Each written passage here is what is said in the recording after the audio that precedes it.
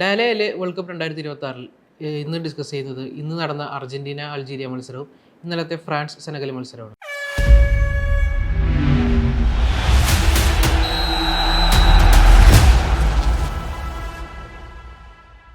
First നമുക്ക് അർജന്റീനയുടെ മത്സരത്തിൽ നിന്ന് തുടങ്ങാം. മെസ്സി ഹാട്രിക് അടിച്ചു. ഫസ്റ്റ് ഹാട്രിക്കാണ്. 3-0 അർജന്റീന ജയിക്കുകയും ചെയ്തു. എന്താണ് അതിൻ്റെ ഒരു അനാലിസിസ്? ആക്ച്വലി മത്സരത്തെ പറ്റി പറയുകയാണെന്നുണ്ടെങ്കിൽ ഒരു മെസ്സി മാസ്റ്റർ ക്ലാസ് എന്ന് തന്നെ വിളിക്കാൻ പറ്റും. അതായത് തുടക്കം മെസ്സി ഒരു ഗോൾ അടിക്കുന്നു, പക്ഷെ അത് ഓഫ് സൈഡ് ആവുന്നു. അതിന് ഉടൻ തന്നെ അധികം വൈകാതെ അൾജീരിയ മറ്റൊരു ഗോൾ അടിക്കുന്നു, അതും ഓഫ് സൈഡ് ആവുന്നു. പിന്നെ വീണ്ടും മെസ്സി അടിച്ചു തുടങ്ങുകയാണ്. ഡിപ്പോൾഡ് ഒരു പാസ് ലെഫ്റ്റ് ഫുട്ടിൽ ഫസ്റ്റ് ഗോൾ മെസ്സി അടിക്കുകയാണ്. അവിടെ തൊട്ട് അർജന്റീനയുടെ ഒരു ഡോമിനേഷൻ തന്നെയായിരുന്നു കാണുന്നുണ്ടായിരുന്നു അറ്റാക്കിങ്ങിന്റെ പെർസ്പെക്റ്റീവിൽ. സെക്കൻഡ് ഹാഫിൽ മെസ്സി വീണ്ടും 2 ഗോൾ അടിക്കുന്നു. ധീരജ് പറഞ്ഞ പോലെ ലോകകപ്പിൽ ആദ്യമായിട്ട് മെസ്സിയുടെ ഹാട്രിക് സംഭവിക്കുകയാണ്. ഇതിലൊരു ഇൻട്രസ്റ്റിംഗ് ഫാക്ട് എന്താണെന്ന് വെച്ചാൽ 2006 ആദ്യമായിട്ട് ഇതേ ദിവസം ജൂൺ 16 മെസ്സി സെർബിയക്കെതിരെ ഗോൾ അടിക്കുന്നത്. 20 വർഷങ്ങൾക്കിപ്പുറം അതേ ദിവസം തന്നെ മെസ്സി വീണ്ടും ഗോൾ അടിക്കുന്നു എന്നുള്ളൊരു ഇൻട്രസ്റ്റിംഗ് ഫാക്റ്റും ഇതിന്റെ പുറമേയുണ്ട്. അതിനൊപ്പം തന്നെ ലോകകപ്പിൽ ഏറ്റവും കൂടുതൽ ഗോൾ അടിച്ച താരങ്ങളിൽ ഈക്വലൈസ് ചെയ്യാൻ പറ്റി മെസ്സിക്ക്. ഇപ്പൊ ടോപ്പിലുള്ളത് ജർമ്മനിയുടെ ക്ലോസയാണ്. 24 മത്സരങ്ങളിൽ 16 ഗോള്, മെസ്സി 27 മത്സരങ്ങളിൽ 16 ഗോള് അടിച്ചിട്ടാണ് എത്തിയിട്ടുള്ളത്. അതിനൊപ്പം തന്നെ മറ്റൊരു കാര്യം എന്താ വെച്ചാൽ 6 വേൾഡ് കപ്പില് അപ്പിയർ ചെയ്യുന്ന ആദ്യത്തെ പ്ലെയർ ആയിട്ട് ലയണൽ മെസ്സി മാറിയിരിക്കുകയാണ്. ഇന്നിപ്പോ റൊണാൾഡോന്റെ മത്സരമുണ്ട്, പോർച്ചുഗലിന്റെ മത്സരമുണ്ട്. പോർച്ചുഗലിന് വേണ്ടി റൊണാൾഡോ 6ാമത്തെ വേൾഡ് കപ്പ് ഇറങ്ങും. പക്ഷെ ആദ്യം അർജന്റീന മത്സരം ആയതുകൊണ്ട് ഫസ്റ്റ് പേഴ്സൺ എന്നുള്ളത്. അതെ, അങ്ങനെ കുറെ സ്റ്റാറ്റ്സും റെക്കോർഡ്സും ഉണ്ടായിട്ടുള്ള ഒരു മത്സരം കൂടെയാണിത്.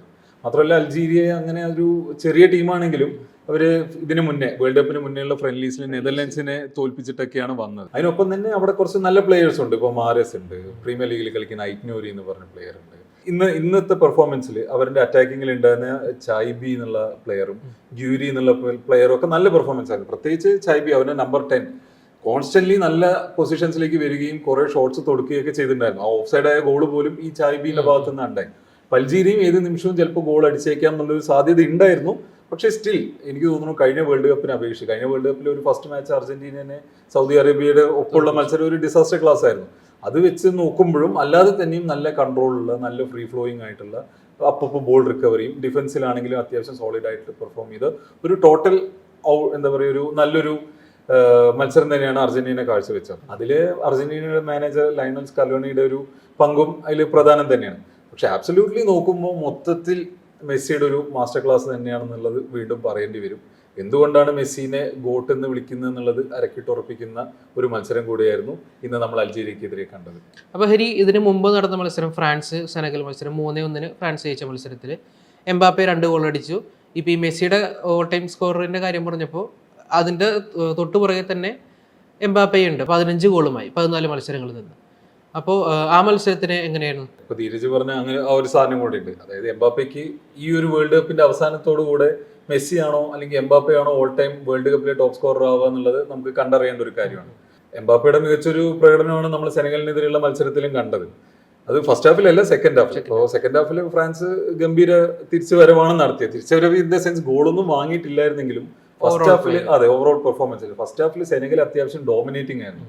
ഫസ്റ്റ് ഹാഫ് കഴിയുമ്പോൾ തന്നെ ഷോട്ട്സിന്റെ എണ്ണത്തിലാണെങ്കിലും പൊസിഷന്റെ കാര്യത്തിലാണെങ്കിലും ഇവർ ഏകദേശം ഈക്വൽ ആയിരുന്നു. ഫ്രാൻസിനായിരുന്നു പൊസിഷനൊക്കെ കൂടുതലെങ്കിലും അറ്റ്ലീസ്റ്റ് 47 അല്ലെങ്കിൽ 45% അധികം പൊസിഷൻ സെനഗലിനുണ്ടായിരുന്നു. സെനഗലിന് കുറെ നല്ല ചാൻസ് കിട്ടി, അതൊന്നും ഗോളാക്കി കൺവേർട്ട് ചെയ്യാനും പറ്റി. ഇസ്മായിൽ സാറിനൊക്കെ കുറെ നല്ല ചാൻസ് കിട്ടി, പക്ഷെ അതൊന്നും ഗോളായി കൺവേർട്ട് ആയില്ല. അപ്പോൾ ഒരു അട്ടിമറി നടക്കുമോ എന്നുള്ള രീതിയിലാണ് നമ്മൾ കളി കാണുന്നുണ്ടായിരുന്നത്. അപ്പോൾ സെക്കൻഡ് ഹാഫിൽ ചിലപ്പോൾ ഈ ഒരു മൊമെന്റത്തോട് പോയാൽ അത് നടന്നേക്കാമെന്നും നമ്മൾ വിചാരിച്ചു.